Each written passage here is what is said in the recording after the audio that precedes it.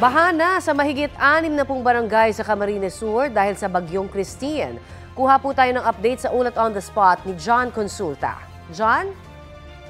Kanina na nanatiling signal number 1 sa buong Camarines Sur pero di tulad kagabi na pahinto-hinto ang ulan. Ngayon ay tuloy-tuloy na ito dito sa Naga. Ganap na 6:10 a.m. nag-issue ng red rainfall warning dito sa Camarines Sur ang NDRRMC. Suspendido ang pasok sa lahat ng paaralan. Patuloy na binabantayan ko ang ilan sa mga flood-prone areas dito sa Camarines Sur tulad ng Paaw at Bula na binaha nitong nakaraang September lamang dahil rin sa sama ng panahon na dala ng bagyong Enteng. Naka-standby na ang ilan sa mga emergency vehicles ng probinsya dito sa Naga para maghatid ng relief goods habang nag-deploy na rin ang Philippine Coast Guard ng mga tauhan para umalalay sa mga maaaring gawing evacuation sa Camsur.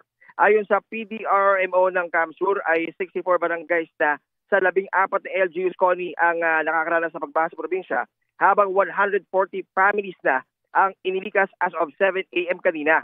Pero inaasahang dadami pa ang bilang na yan sa mga susunod na oras.